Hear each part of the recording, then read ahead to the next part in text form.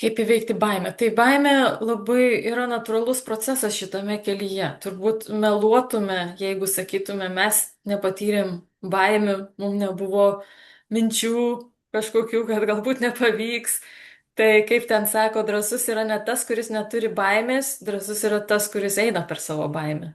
Ir tai yra iš tikrųjų tiesa. Visada bus minčių, kurios stabdo ir ką tuomet daryti, kai yra baimė. Ne? Tai aš visada sakau, kad kai baimė sustabdo ir mes neinam toliau, tai yra 100% garantija, kad mes nepasieksim savo tikslų. 100% garantija. Jeigu mes bijom, kad nepasiseks, bet vis tiek bandom, yra procentas ir nemažas procentas, kad mums pasiseks. Tai ar mes norėtume galutiniam taške žiūrėti atgal ir tiesiog žinot, kad mes bent jau bandėm ir jeigu bandai, dažniausiai sekasi kažkaip, galbūt kažkur nepasiseks, bus duobutė, bet tu jau judėsi į priekį. Bet nieko nedarant, mes tiesiog stovėsim vietoj ir gale kelionės galvosim, o kodėl aš to nepabandžiau. Tai va, tai Tikrai um, taip. baimės dažniausiai yra susikurtos kažkokios galbūt košmarai susikurti, kad nepavyks. Ir kas atsitiks blogiausia, jeigu nepavyks? Aš būsiu tam pačiam taške. Aišku, jeigu kalbam apie didelę investuojamą sumą, taip galim prarasti didelę dalį pinigų. Todėl taip pat yra žingsniai, kuriant veiklą, susiplanuoti rizikas, įsivertinti rizikas. Bet iš esmės, ką aš galiu pasakyti, net ir žmonės, kurie yra daug pasiekę finansinė prasme, jie taip pat yra ir praradę pinigų, jie yra įkritę į duobes, tai tas kelias bijoti, kad aš nugriūsiu, yra tas pats, kas, kaip tu sakai, vaikui nugriuvus nebesimokyti toliau vaikščioti.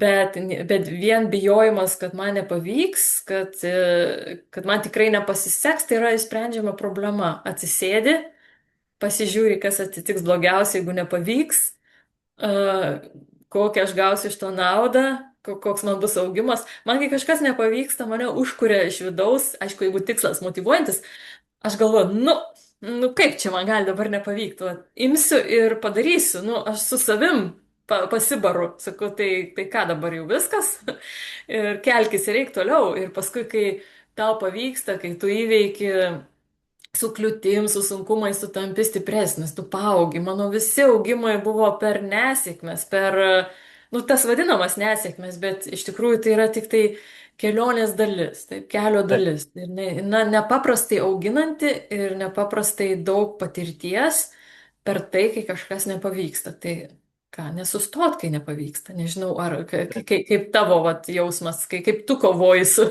baimėm ir tom vadinamom nesėkmėm. Aš nežinau, ar reikia su jom kovoti, nes baimė yra natūrali žmogaus būsena. Nesvarbu, ar tu esi pirmokas, ar tu esi milijonierius, ar ten dar kažkoksai mokslo veikėjas. Visi mes turime baimę, su jom susidurėm. Tai yra tiesiog neatimama kelionės dalis, kai tą supranti, tada atsiranda tik tai klausimas, kaip tu su jom tvarkaisi.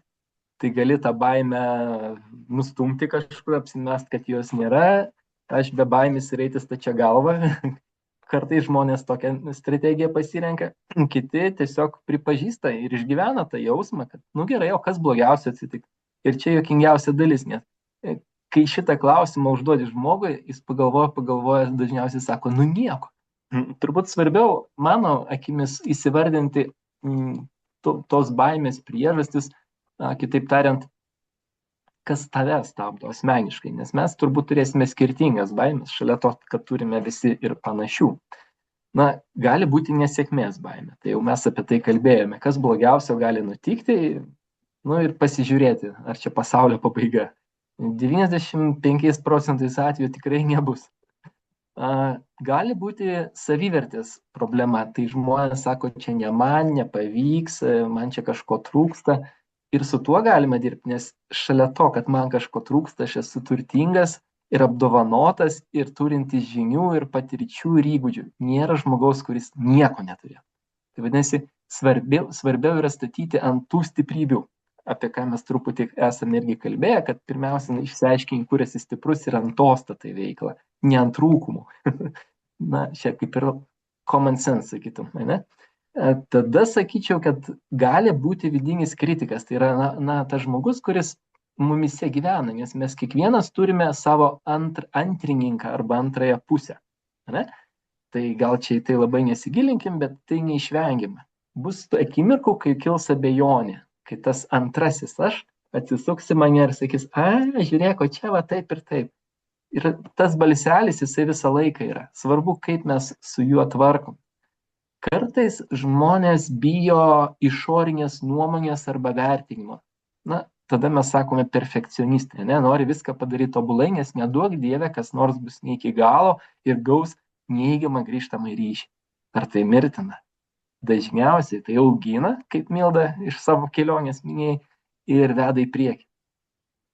Na, vėlgi, tai patyrinėti, kas tos baimės, jeigu reiktų rytoj pradėti, kas mane dar laiko. Pabandyti išsigryninti, nes kiekviena iš jų turime sprendimą, ar individualiai, ar grupinį sprendimą, netaip svarbu. Svarbu, kad jis egzistuoja.